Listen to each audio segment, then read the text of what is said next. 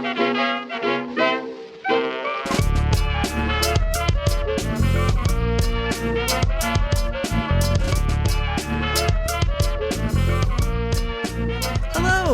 and welcome to Transylvaniacs, the incredible, ambitious journey of two good friends who are trying to watch every Dracula adaptation ever created. Each episode, we try and watch every Dracula movie ever made, from Dracula A to Dracula Z. Colleen, how are you? Dude, I am good. I feel like I'm faring a little bit better than you because you were recently ill. Am I correct? You are so correct. Yes, I just kind of bounced back from, I don't know, a respiratory virus or something. I really thought I was out of the woods with this. The last 2 years, I've gotten, I would say, violently ill. In the winter, I got the vid 2 years ago. I had some stomach bug right at the beginning of the year, and I thought, like, nah, this is it. It's March. I'm in the clear. I'm good. And then I bought last minute tickets for like the nosebleed seats when SmackDown came to Philadelphia, and I guess it turns out after being kind of like in hibernation mode for like 2 months, being surrounded by like thousands of people in an arena. Really was not great for me. My immune system did not know what to do with that. It's so tragic too because I feel like that was a setup specifically to get you ill. It was like, yes, he will want to come to see live wrestling at the last minute. Yes, haha, and then it nailed you. Yeah, I always fall for honeypot every time. Every time.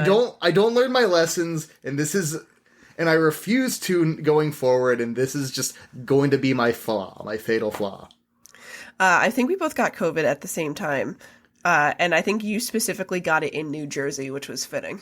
Yes, the last time that happened was for a metal band cover show in New Jersey, so I'm setting kind of a pattern here.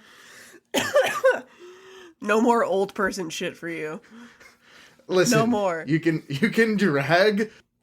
drag these out of my cold, dead hands, which will probably be the case because I will keep going to this and I will get like malaria or something. I love that for you. I'm doing good though. Great news for listeners of this podcast. You will, in the near future, no longer have to hear my fucking nasally ass voice because I finally got an ENT appointment after a very long time of waiting. And shit is in fact borked in there. I have a deviated septum, which the ENT clocked by literally just looking at me. Like she didn't even go up in there. She was just like, yeah, literally just like looking at you, like visually, I can tell that that's deviated. I'm like, are you calling a bitch crooked? That is humbling. Humbling. Tragic. She then asked if I had broken my nose in a sports injury as a teenager. Incorrect. Nope, it's just fucked, lady. Thank you. But yeah, deviated septum and like a collapsed nasal valve, so I'm getting none air on one side. As a result of getting none air, and having some polyps, which is gross, just like conceptually, I also had to get a CAT scan of my sinuses, and she said that they are like 100% occluded. And I believe the word that was on the CAT scan result was impissated. Or inspissated, which everybody who I sent it to immediately went, in-pissed, and I was like, thank you, yes, I know, piss is in there. There is piss written on a medical test. But it basically means that because there's really nowhere for anything to go, nothing is draining, so it is, and I am sorry to say this adjective specifically, hard? They're hard. So, I need to have the polyps removed and my sinuses, like, medically drained, which is disgusting, and then the septum corrected. So I do get to have somebody go in there and fuck my shit right up, but hopefully I will be able to breathe and not sound like a Muppet. So I'm excited for that. I will look like I lost the fight for a little bit, but that's okay. It will be worth it in the end, hopefully. You're going to be healthier, you're going to sound better, unlike me, because I, during that time, will have, like, gone and licked the track at, like, a monster truck rally or something. Yes, exactly. Though we do have to be careful because you and I in a couple weeks are gonna go see Ninja Sex Party, which is a great kind of parody comedy band of that 80s glam kind of style, which is old. It's not Steel Panther old, but it is adjacent. Yeah. So here's hoping you don't get violently ill after that. I think, like, Danny is just going to, like, personally, like, punch me in the stomach if I Yeah, don't exactly. get ill. Yeah, so, I Brian mean... Wecht will descend from the stage and cough in your open mouth, which is something that many people would pay for, but... Pulling down the ninja masks. Disgusting, horrible. Yeah, but we'll also be having two other friends there, and I was saying that it would, in fact, be kind of funny if all three of you did Ninja Brian, and I just showed up in Dan cosplay with a horde of ninjas, two of whomst are larger, one of whomst is noticeably smaller. Alas, I will not be doing that because my cosplay is very small, and I do want my boobs to remain at least somewhat intact. Like, intact. In the, exactly. like, yes. Yeah. Like, they don't have to be, completely away, but they do have to be... Their seatbelts have to be fastened while the ride is in motion, It's gotta be free, the corral, but it's free range. Exactly, yeah, free range titties. That's what they call me. But yeah, we're back at it. Our last episode was a big 2024 Nosferatu spectacular earlier in January, which was a super fun time, and I'm glad that we got a lot of people asking us questions about it, talking about it. It was a great and easily chattable film. We have been very spoiled with contemporary adaptation, but for the time being, we are going to be taking a small trip back in time. What are we talking about today, Will? Today we are talking about the 2002 film Dracula, Pages from a Virgin's Diary. What the fuck is that, and why do we have it?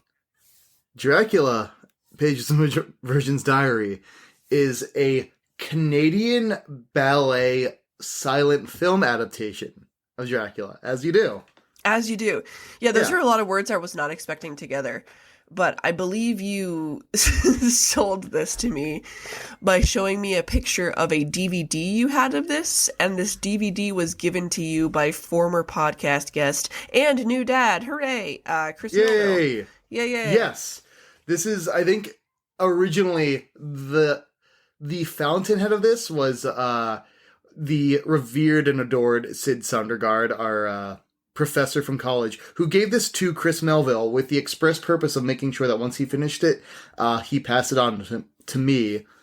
And the cover of this thing, I'm sure we're gonna post an image with it, a link, but I think I just want to, if I can just explain it. We have got what looks like, you see sort of like an East Asian man as Dracula with, like, a mane of hair. Like, a wild mane of hair. Just flying all over, about to bite the neck of a woman that looks, like, a lot like Joan Crawford.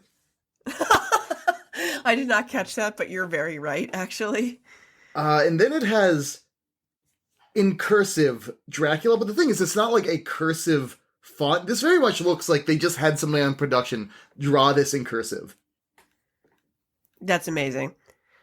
I don't think looking at it you would know that this is at its core a dance film. Yes. But I think you very specifically were like, I have a DVD. It is a Canadian ballet. We have no choice. And there have definitely been a lot of ballet adaptations of Dracula. There was one, that was in actually the Pittsburgh Ballet Company somewhat recently. But this one is based on the original ballet by Mark Godden for the Royal Winnipeg Ballet. So that's kind of the history of the specific production. I don't know how many other ballet Draculas there are, but there are at least a few. But I think this one is a filmed version of that one, right? Yes. Okay, cool. If you want to give us the background, that would be great. Yeah. So, back at the end of the 90s, the Royal Winnipeg Ballet wanted to commission a ballet adaptation of Dracula in, anticipation in honor of the 100th anniversary of the book. And so they linked up with Mark Godden, who had been in their company as a choreographer and an instructor, and asked if he would be interested in directing and putting together this Dracula ballet. And he pretty much immediately said yes, and later talked about how he very frequently will just say yes to a project and then consider later what that actually is. And for him, that meant he had to actually read Dracula for the first time. I have a quote here from the site artslife.ca about his experience of discovering the book. Of Dracula, the novel, he said, "My God, what an amazing book. It's not really about Dracula. It's really about all these other people. The vampire slayer. The women who wanted Dracula in their lives. There's lots of repressed sexuality. I was hooked then, and I thought I really wanted to do this piece. It captures that turning moment from the 19th to the 20th century." And so he went ahead and made he put this on. The production was a huge success. People would show up in Victorian garb to come out to see this adaptation. And it was such a big success that the Canadian Broadcasting Corporation wanted to do a production of this so that they could air it nationally. And instead of just sort of doing what the standard thing you do for a lot of ballet, for a lot of classical opera and things like that, and just, have sort of an objective camera on that is doing, just taping the stage production, they tapped Guy Madden, who's sort of this, renegade indie auteur in Canada, who's really into classic cinema and silent cinema, and they got him to do this film adaptation.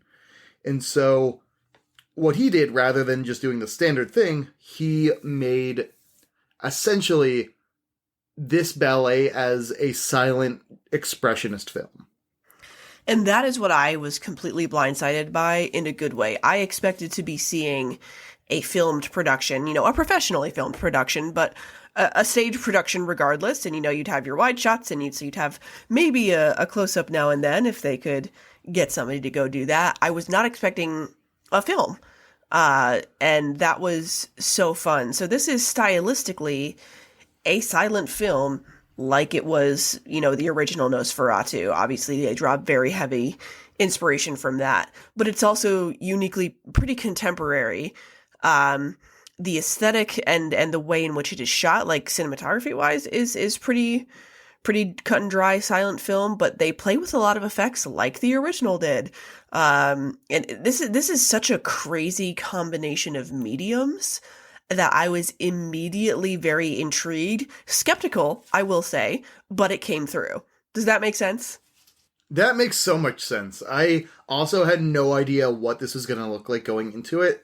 And I think the beginning of it, it is hard to tell how this ride is going to play out in the end.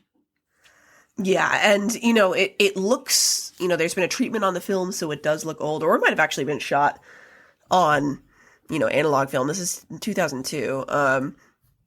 But there's a lot of effects. There's a lot of vignette frames on things. They really go out of their way to make it look like it's much older than it is. I was doing some reading, and it looked like they mixed it up because they do a lot of overlay footage, and some of it was shot 16 millimeter, some was shot on Super 8 millimeter film, and they just kind of throw it all together so that it kind of adds to the dreamlike feel. Yeah, it is crazy looking. Like being like, this is a ballet, I will sit and I will, pretend I am in the theater and I am seeing this live, and that's not at all what you are getting. You are being treated to a silent film that is almost exclusively ballet with a few moments of, more contemporary quote stage acting. Who are we looking at cast-wise here before we kind of get into our breakdown of what we thought of this? Absolutely. So the cast we have for this is Wei Qiangzong as Dracula, Tara Birtwistle playing Lucy, David Moroni playing Van Helsing, Cindy Marie Small as Mina, Johnny Wright as Harker, Stefan Leonard as Holmwood, Matthew Johnson as Seward. Let's get it up because we have got Keir Knight playing Quincy. We've got Quincy back in an adaptation. It has been a while since we've seen my boy. I am thrilled and delighted he's here. He makes an introduction by just doing like a big spin and like taking off his cowboy hat. It's incredible. What an introduction. 5 stars. And then we have got Brent Neal as Renfield. Now we also, I want to highlight a couple other people. Guy Madden worked with a director by the name of Dako Dawson, who helped co-direct with him, helped with the production. Mark Godin, as we mentioned before, wrote the original ballet and directed it for the stage. And then the music you hear throughout is originally Gustav Mahler's Second Symphony, which is also known as the Resurrection Symphony. That is appropriate. And a couple things that we should touch on in terms of the structure of this film is, in a lot of our adaptations, particularly we've been focusing on more, quote, straight adaptations, where you're following the story of Dracula as opposed to using Dracula as a character elsewhere, do map to the novel pretty much one-to-one, and if they don't, we talk about it. This takes a really interesting strategy where we open on the Demeter. And if you're familiar with our podcast and familiar with the source material, the Demeter is the boat that takes Dracula from Transylvania to England.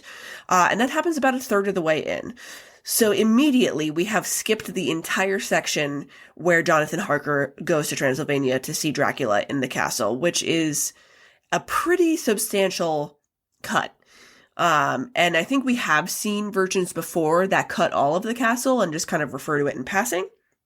But something that's interesting is that they show a lot of the castle about 2/3 of the way through the film, via flashbacks. So the way that this version works is that we begin with Lucy's story. We get a lot of kind of fun intrigue, with her and her suitors, who again are Arthur Holmwood, Dr. Seward, and Quincy Morris. It was nice to have all 3 of them represented because we got it actually served the format well. You get a ballet with, 3 men and a woman. There's a lot you can do structurally and choreography, wise with that.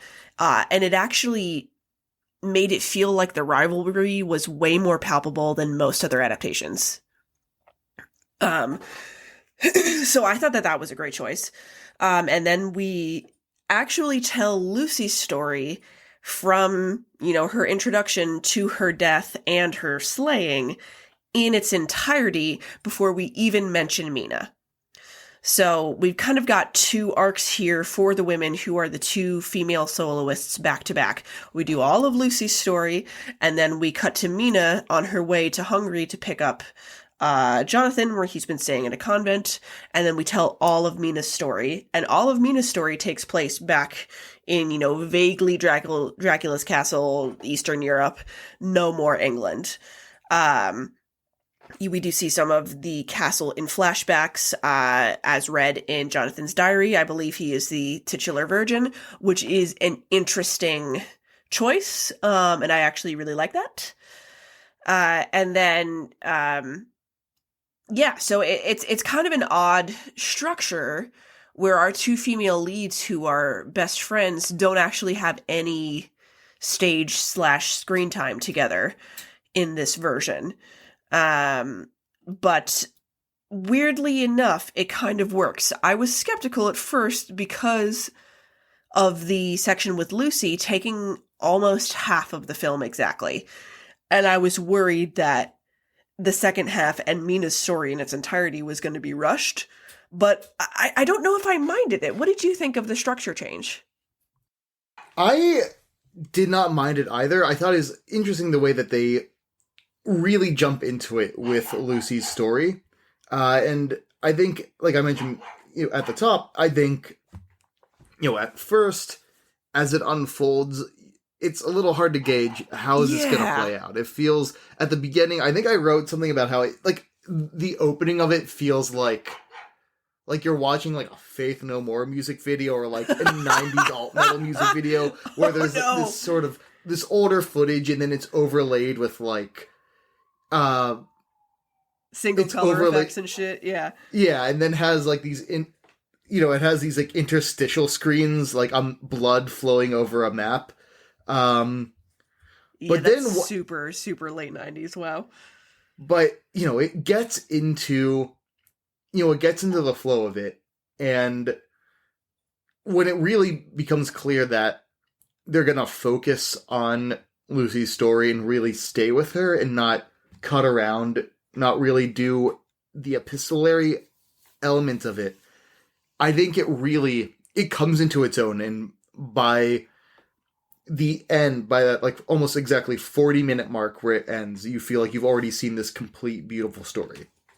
Yeah, and that makes sense for a ballet as Act 1 and Act 2. This is 75 minutes, top to bottom, and you've got a clear place where you can take a break, change the set, and get everybody back on stage. Um, and that's one of the things where I actually think the adaptation of the adaptation was a clever choice. And it makes sense why this was choreographed this way in the first place by Mark Godden, where he's like, okay, how many people can I have here at a time without drawing focus? How do I tell the story of, as he mentioned, it's not really about Dracula, it's about all these people and all these women specifically. So the way in which he decided to do that was say, okay, we're going to spend a lot of time with Lucy, and then we're going to spend a lot of time with Mina. And that, again, that gives the two female soloists like, all right, I'm going for 40 minutes straight without stopping. And it's very cool to watch. It's very impressive. In general, I don't really know a lot about ballet. I find it very visually beautiful. And I've never done it myself. I did like jazz dance as a small child. But this is an art form that's kind of foreign to me, but I really respect, kind of similar to opera, where I can appreciate that there is a lot of effort and talent on display, even though I don't really understand it from a technical standpoint. But the way that this is choreographed is completely engrossing. Like, particularly the solos between Lucy and Dracula and Mina and Dracula, and there's some other smaller sections in between that are all very well done. But there are long sequences of, 8 to 10 minutes each that are stunning. Like, truly, truly beautiful to watch. And that's when I was like, oh, I'm watching professionals in their prime. Yeah, I don't know. Do you have any sort of history with this medium? Do you know anything about this? Because I sure as hell don't. I really don't have any background with ballet at all. I think the only time I have ever gone to a ballet performance was the Nutcracker when I was about 3 or 4, and very famously, apparently when my parents asked me what my favorite thing was, I answered that it was the Snickers bar that gave me at intermission, so it is not an art form that I can really speak to, but it's one of those things that I can appreciate seeing it performed well. And I think here you're seeing it done beautifully. Well, I think what's interesting is apparently when this film is screened, some real ballet heads, some real marks for the moving arts of ballet, complained to Guy Madden that it was, one of the worst dance films they'd ever seen because, if you're... Guy Madden doesn't actually have much of an interest or background in ballet either. He's drawn to the story as a story and what they're doing, but he also is approaching it sort of from an outsider's perspective. And so apparently a lot of the people who are really into ballet were kind of down on this movie. And, but I think that outsider's perspective allows him to be more daring with it. He highlights it in beautiful ways, but he's also, the way that the camera will move in and do close-ups and change position, they don't always highlight necessarily. I think the idea if you keep a camera steady and you keep it clear, you're picking up all of the nuances of a dance and all of the all of the movement of the body, but by keeping it as a subjective camera and keeping it moving around, you are translating it into film and it's a different medium. Yeah, and that's kind of what I think is a bit of a blessing and a curse for this particular film.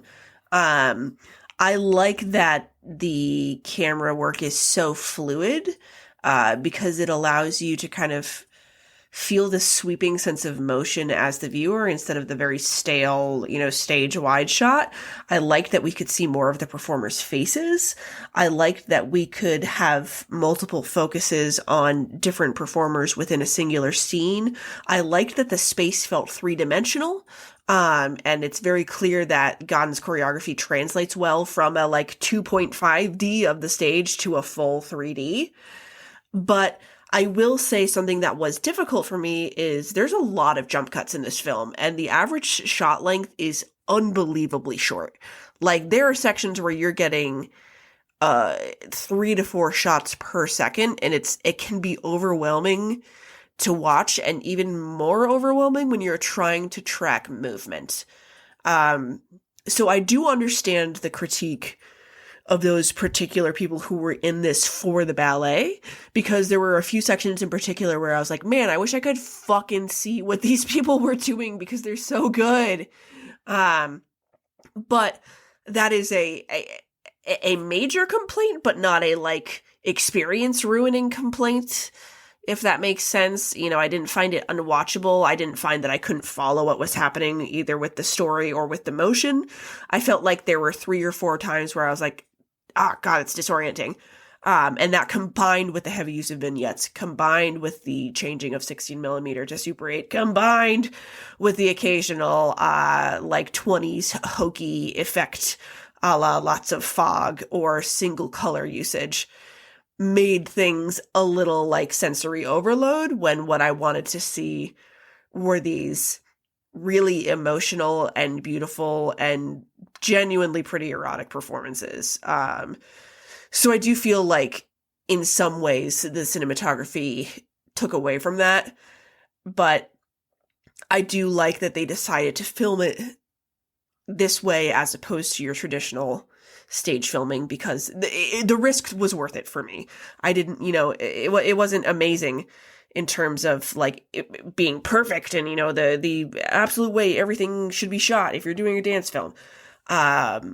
But it was worth it for all of those moments of close-up kind of intimacy and true expressionist art film moments that you wouldn't expect in a ballet movie from fucking Winnipeg in 2002. I think at least, there are a couple scenes where it does just let the movement and the dance stand on its own, and I think those are some of the most beautiful moments of the film.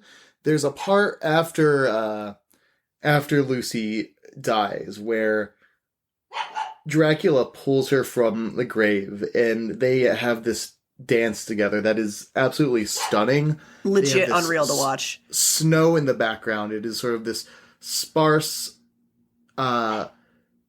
this very sparse, almost impressionistic set with this floor level fog, and it just gives them the space to perform together, and it's absolutely gorgeous.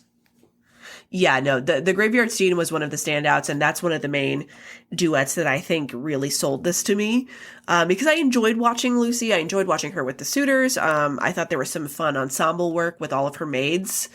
I enjoyed her scene with Van Helsing, because is Van Helsing a heel in this? Discuss. But that scene in the graveyard with Dracula, I think, is one of the real selling points of this, and that is when I do know the director definitely knew to pull back and let that speak for itself. And then later on in the second half, we see that in Dracula's castle with Mina. There is a huge, long duet there, and even later, when the Gang of Light shows up to have the climactic fight scene, even that is shot pretty reserved.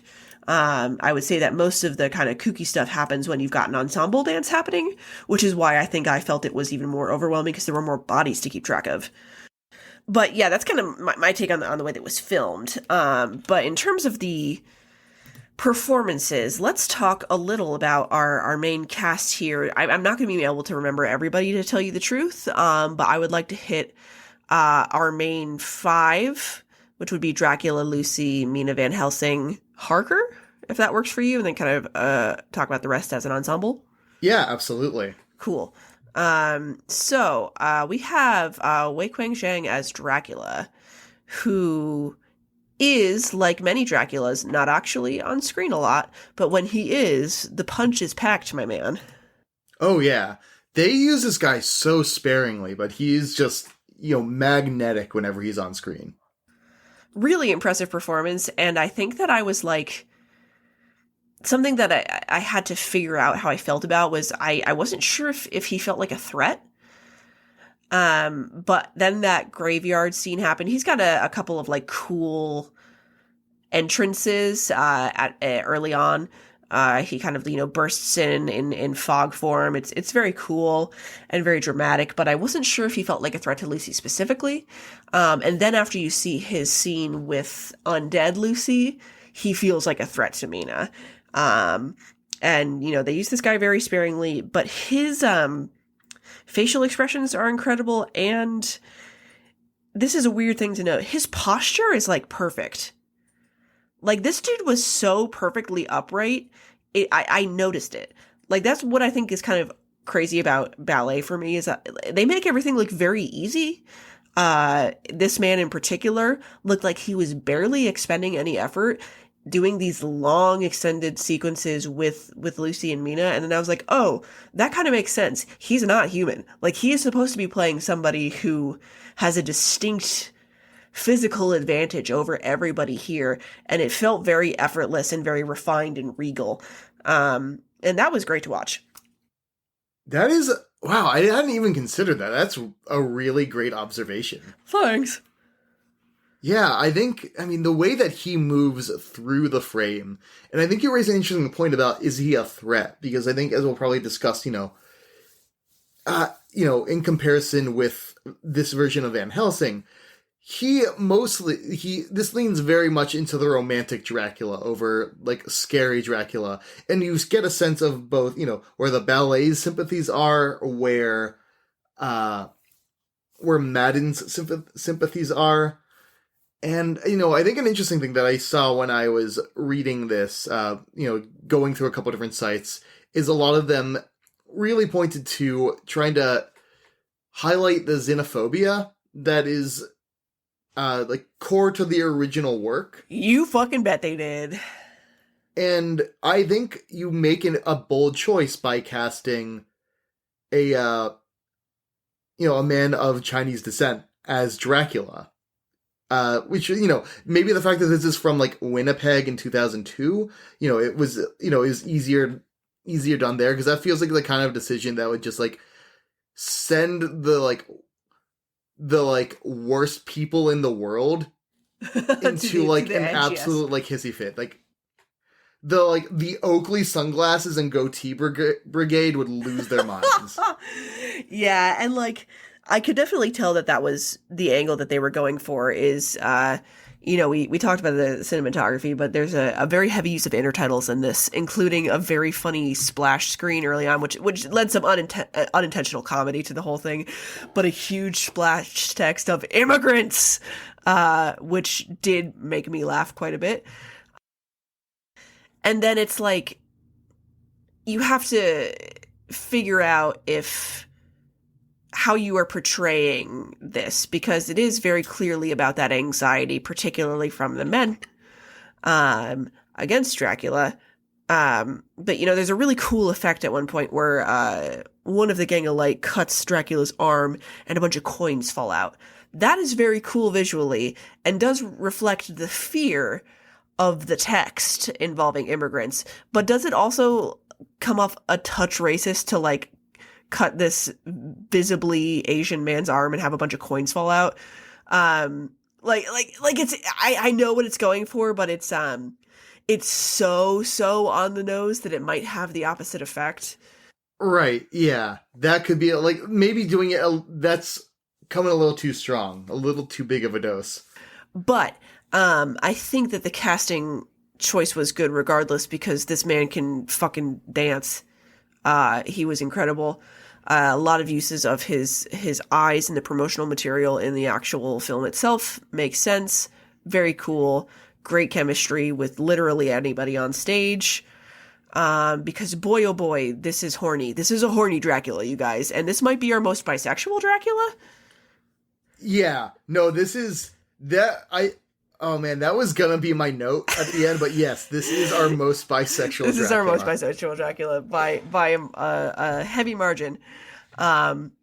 Specifically with Harker, who I guess we'll talk about next, even though he's kind of a lower billing, who is played by Johnny Wright.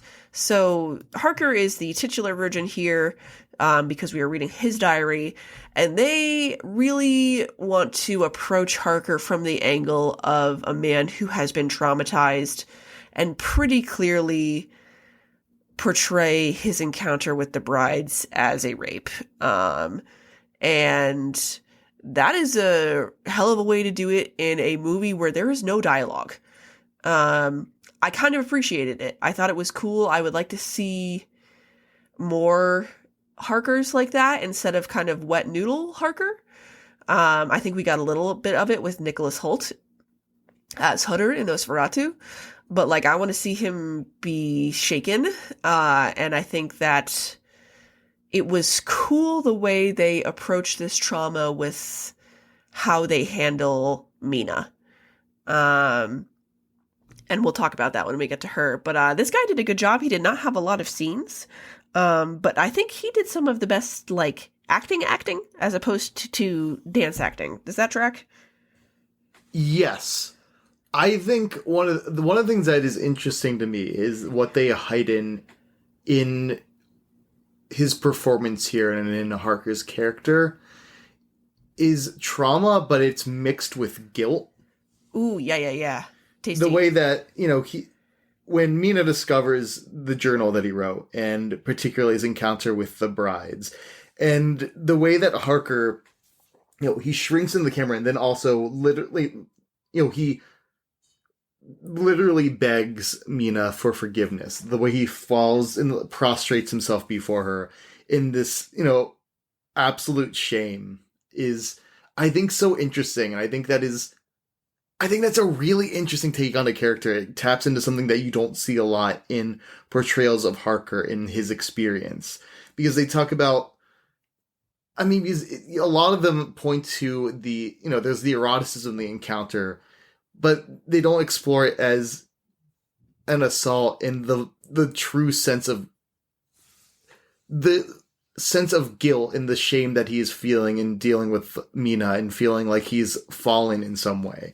And I think there's something very real and very powerful in highlighting that in Harker's story.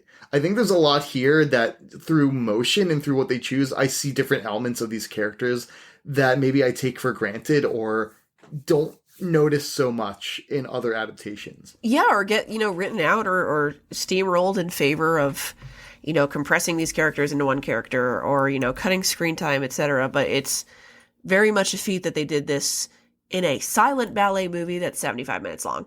That's cool. They fucking crushed it. But yeah, that's Harker. He's got a fairly limited role to the second half in particular, but he does a good job. And as mentioned, he has a couple of moments with Dracula that are very clearly designed to be homoerotic. It's not the first adaptation to do that. It will certainly not be the last.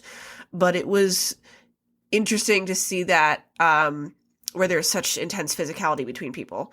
And I also noted that sometimes what gets missed is the chemistry between Harker and Mina. Sometimes I feel like they either aren't particularly interested in each other, or in some adaptations, Harker is just treated like a cuck for laughs. But their first encounter on stage together is both of them touching the other one's face, and you immediately get the sense that these people are in love. And I feel like that is something that can kind of only be communicated through something as physical and intimate as that gesture in particular. And again, that's just that's good choreography. That's good stuff. That's a guy who understands the story he's trying to tell through movement between two people specifically. And that was cool. Next up, we have David Moroni as Van Helsing. Will, what do you think about this portrayal? Oh man, Van Helsing is such a creep in this version. This is a tough one to watch, dude. Yeah, I mean his introduction. So he's introduced with a jump cut into the frame, and like in Nosferatu, they're doing these color overlays, and the screen becomes a sickly purple when he comes in. So this is not the triumphant entrance of a hero like it is in so many versions. This is someone who is not really welcome in this, and every interaction with Lucy, all of his examinations can just best be described as a violation. Yeah, 100%. Yeah, great way of putting that. And then, he doesn't do a lot dance-wise, so it's hard for me to comment on this particular actor's performance. But in terms of the characterization, I think that that's an interesting take. The Van Helsings we've seen thus far have either been like kindly old men, stern grandpas, or action heroes, and this I think is kind of a perverse take on the stern grandpa. And it's clear, like you said, that Lucy is not particularly interested in working with him. There's a couple of moments choreography wise that really gave me the heebie-jeebies. And then later on with Mina, there is a moment where Dracula removes her petticoat, so it's underneath her dress. And that is obviously an imminent sexual threat. But then Van Helsing takes it and keeps it for the rest of the movie. And kind of, in his last moments on screen, gazes upon it longingly. Did he? Did he sniff it? He sniffed it, right? Did he sniff it? He definitely sniffed it. And I was like, I'm gonna pretend I didn't see that. Gross, dude. That's fucking gross. That was a gross touch that I don't know if it works, to be honest with you, but I do at least commend them for trying something different. Yeah, that is pretty extreme. It's a lot, man. That's a lot. But yeah, I don't have a lot to say in terms of David Moroni's performance. It was hard for me to follow him because he's primarily in group scenes, and he's older. So I don't know if they want him doing crazy shit. I think, for as a counterpoint to this version of Dracula and the story that they're telling, the fact that he is, this stern patriarchal figure, but it is also the sexual threat and the unwelcome presence here it's a really interesting choice. Again, I feel like what's cool about this is they're making choices with these characters. They are, yeah. Like, this is definitely something that swung for the fences, and I do respect that instead of a, there was a way where you could do Dracula ballet where it was really predictable and boring, and this is certainly not that. But next up, we have Tara Burtwhistle as Lucy Westrena, who you spend the first 40 minutes of this with. And she was great. I think that we have seen many Lucys done very dirty. But this Lucy felt like a real woman and not one that was judged by the production, for having multiple suitors, not one who was portrayed as like deserving what she got.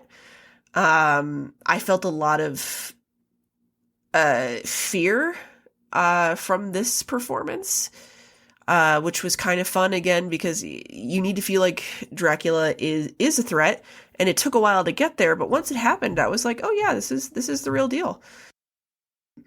She has very, very long sequences without a break, and I would say choreography wise, her section is much more contemporary than Mina's. They really, really heavily go for Mina as a take, like a twist on an ingenue. Whereas Lucy, I felt like had a lot more movement-wise that would be more akin to contemporary, quote, modern dance. Mm-hmm. She's still doing some kind of classical ballet moves, but I don't think she's really on point very much. And she does a lot of acting with her face and her hands. But I thought she was really captivating. I feel like in watching this, particularly as I got into the back half, I feel like somehow I understood something about Lucy as a character and her desire more than I've understood her in Better Things, in that Lucy is somebody who wants in a way that the society around her just won't allow her to have. I think she has greater desires, and not even in sort of like she's like a loose modern woman, but she just similar in this, almost similar to, you know, our conversation about Ellen with Nosferatu. This is a woman who has a desire in a way that that is at odds with the world around her. And there's nothing really deviant in it. There's nothing portrayed as deviant. There's just, you know, when she says, why can't I marry 3 people? Why can't I marry as many people as I want? It is not, I think a lot of times the temptation there is to portray it as being like sort of a ditzy kind of indecisive wishy-washiness, but it doesn't feel like that. It's a genuine love, and it's just a desire for more. And I think I finally saw the parallel between that and Dracula and the 3 brides of Dracula in what Dracula can represent to Lucy is this figure that allows her to have more. He offers her a way to experience life in a different way. She can be undead and outside of society and have what she wants. She can finally be more. That is such a great observation. Yeah, I really like that. And yeah, she feels much more sympathetic here because she's so often portrayed as, you know, either comic relief or a floozy. And this felt like a real person. I really like the way that you phrased that about seeing Dracula as a like way of removing herself from society.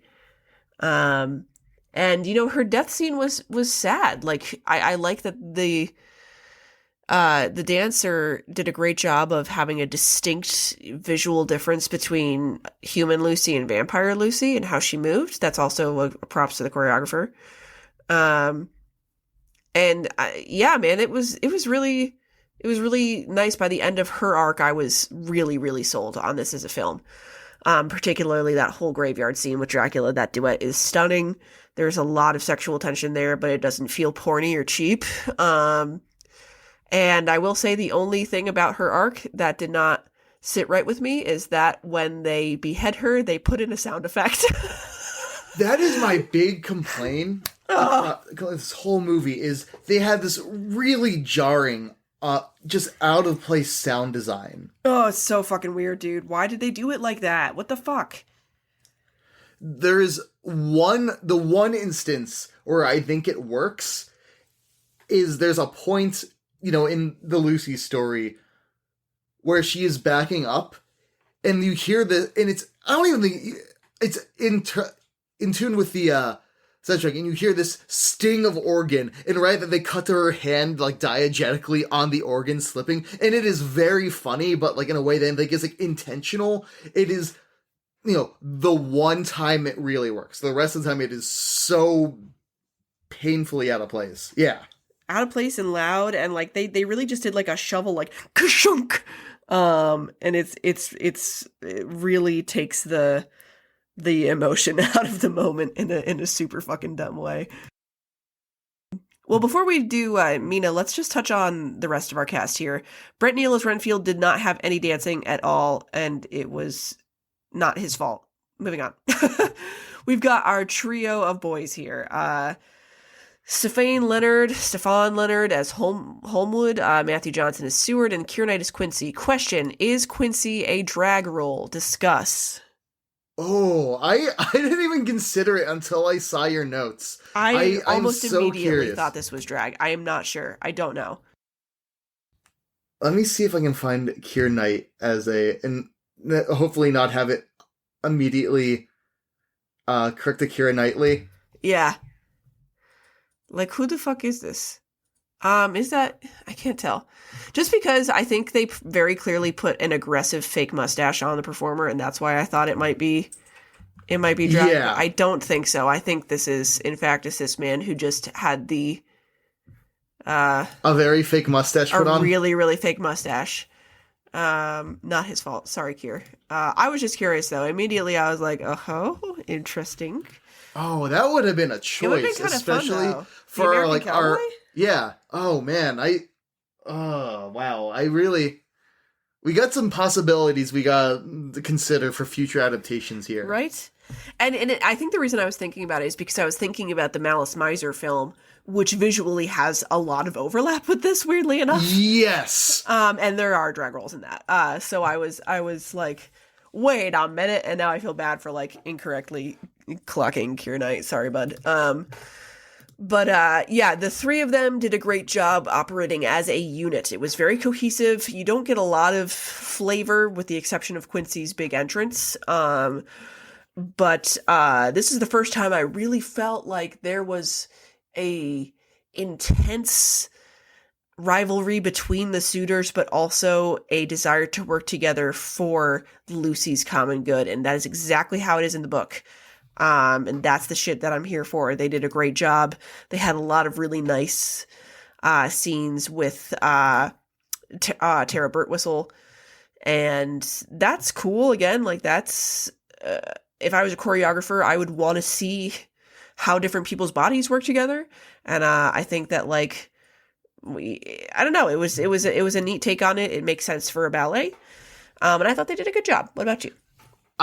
There's a moment I really like in the Lucy portion that feels like it's a great short visual shorthand for how they bond and how they've become sort of intertwined with each other, where they're all sort of dancing around Lucy and they offer her their hats because they all have their hat, and Lucy gives them back each other like the different hats to each man, and it feels like they are kind of combined, and it's just really beautifully done. That's really clever. Yeah, and they have some like flashlight choreography later too when they're approaching Dracula's castle.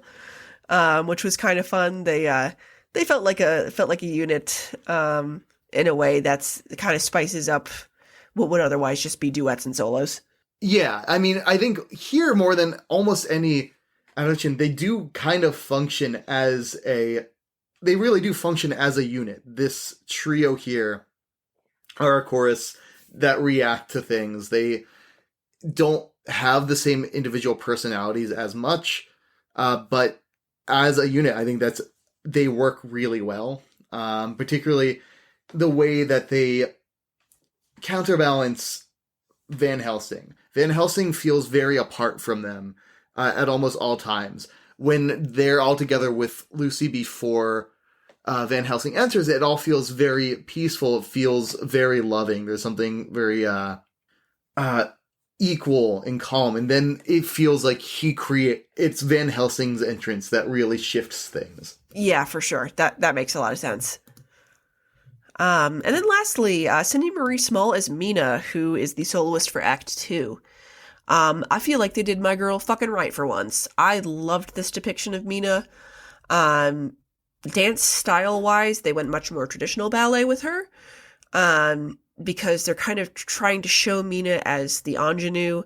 But what I loved, and that's why you can tell that, Mark Godden and, Guy Madden and Deco Dawson all had a great idea of the source material, is they do not view her as like some blushing bride. There is a palpable sexuality to the way Mina moves and dances and interacts with both Harker and Dracula in this. But again, is not judged for it. I thought that was so fascinating to watch, to have her, on point doing very traditional ballet. And then, reading Harker's diary, clearly kind of viewing his encounter with the brides as both sexually threatening to her and kind of infidelity, and then immediately trying to undo his pants. Like, that was such a crazy thing to see in this fucking silent film ballet, but it makes sense for Mina as a character who is somebody who very highly values control. But man, I loved watching her. She has a beautifully expressive face. In general, very much gives old Hollywood. She kind of looks like Audrey Hepburn and Idina Menzel's child. Oh my god, yeah. Those giant eyes. Giant eyes, incredible acting, real old school 30s Hollywood energy from her. And beautiful dancing. She is unbelievably flexible, like crazy. And it is doing all of this in a way that makes it look very fluid and easy. She is both super controlled and upright, again, on points and parts, and doing a full, like, over 90-degree backbend. And I can't even describe it. I don't really know a lot about the technical terminology, but she is captivating. And I like, again, that the choreographer had a clear idea of how to visually differentiate her from Lucy, instead of just like, these are how the women dance and these are how the men dance. This is a guy who did this based on character. Yeah, sorry for rambling. Please tell me what you thought. No, you really just, I think you said a lot that's what I'm feeling. I think this really centers itself, again, similar to Lucy, around Mina's desire. It feels like it understands her character.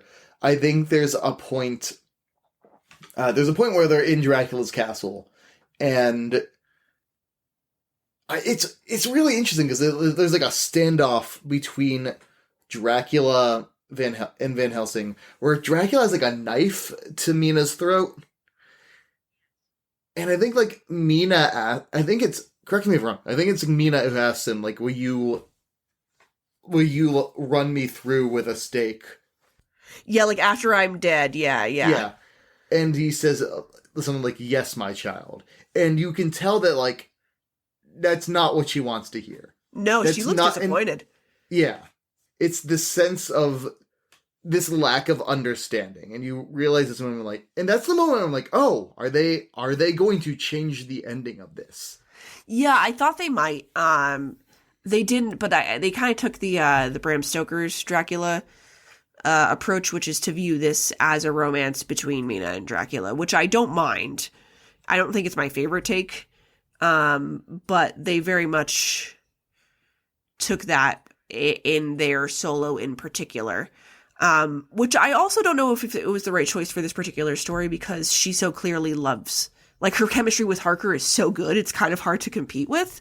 Yeah, it does feel like more of a misdirection. It feels like it's going down an avenue that it doesn't really want to.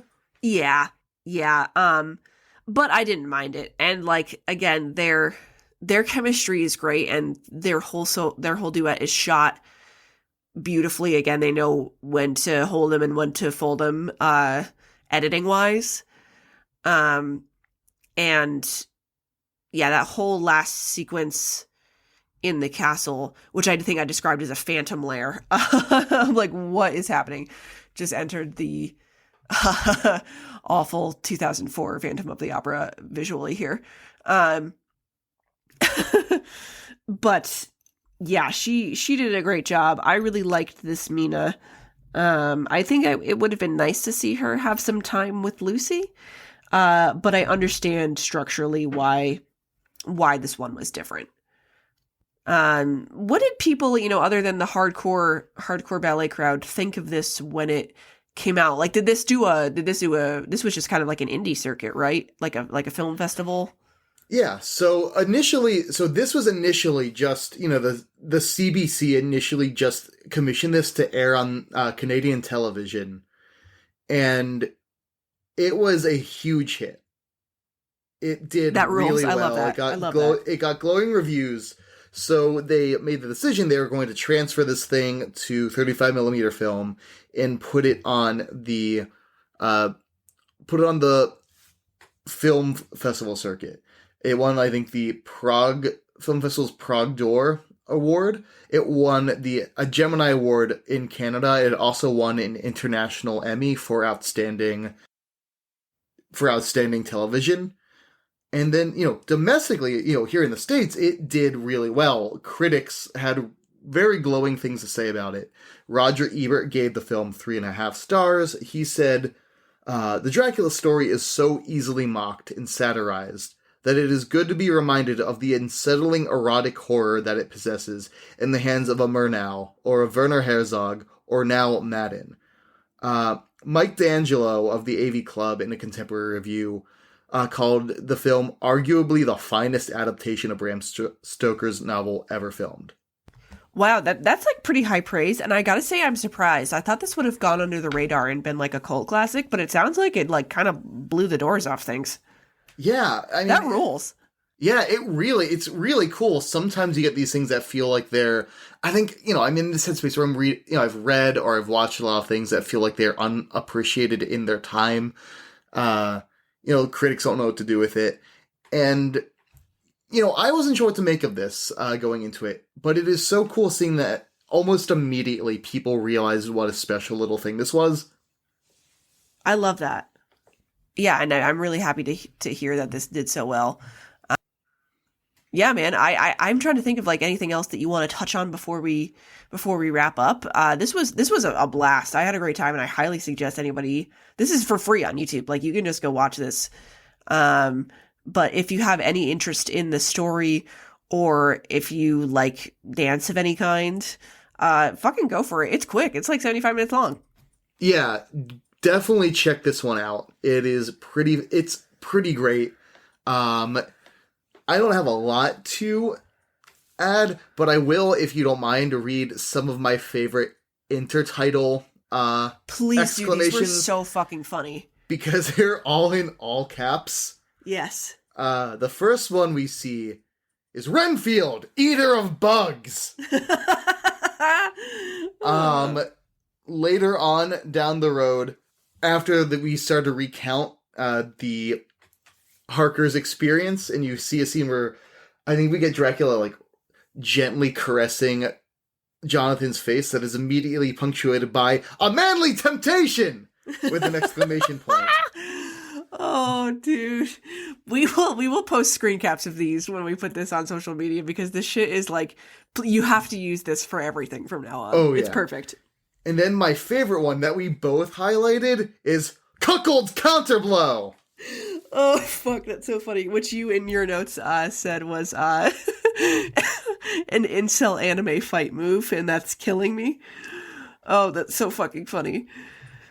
Oh, man. Yeah, that was great. Loved all that. The only other thing I would point out is the very ending. They defeat Dracula with the power of friendship, and they actually, using a very clever editing trick, have him on a pike.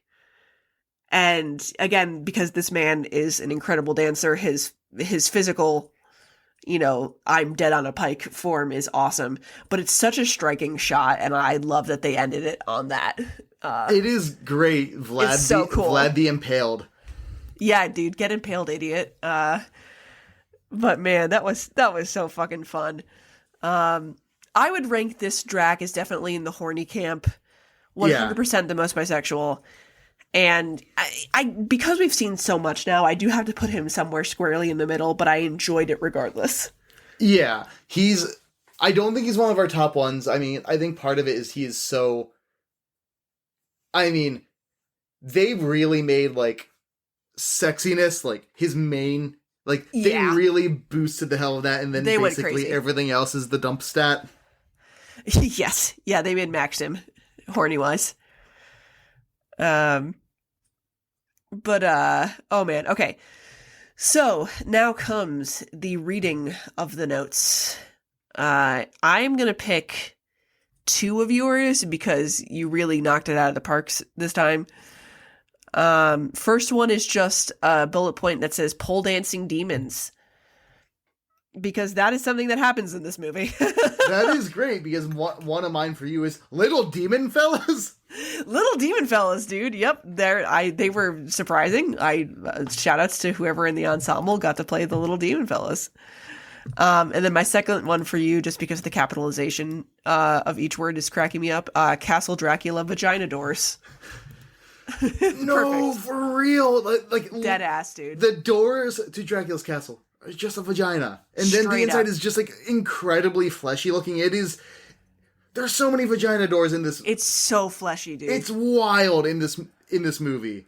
It's so fucking much. Canadian television, oh my god, the Royal Winnipeg Ballet, you beautiful dang ass freaks. I'm thank you. Thank you to everyone who somehow made this happen and got it aired on, Canadian national television. Insane. Okay, what about for me? Oh my god, the other one I have is, what the fuck is this phantom layer? It's right, though. God, fucking A. Jesus. It was man. immediately reminding me of that movie, which I do have to revisit at some point. I think that is one of the favorites of former podcast guest Nina Hyland, not to put her on blast, but yes, I think she will, stand by that. Absolutely. Absolutely. And then lastly, we will have the reading of the tweet. I have sent you one in our chat. Oh, fantastic. We will try to do a reading of the blue sky in the future, I fucking guess. But the reading of the post, there we go. Yes. This one is great. And you know what? This one's making me consider some things. Vampires don't live in castles. Count Dracula lived in a castle because he was a count, not because he was a vampire. That, you know what? You're right. And I'm gonna be honest. This kind of reminds me of a thing with the with the Lord of the Rings and people wanting to be a hobbit. Oh, people like, oh, I wish I lived in the Shire. I'm like, no, you wish you were landed gentry because the Bagginses were landed gentry. Sam was their servant. Bork. Rough. Oh my goodness. Well, it was lovely chatting with you about this weird little gem that surprised us both. Yeah, I had so much fun with this that I did not expect. What a delight. Nor I. But that's it, folks. We will catch you next time. Bye.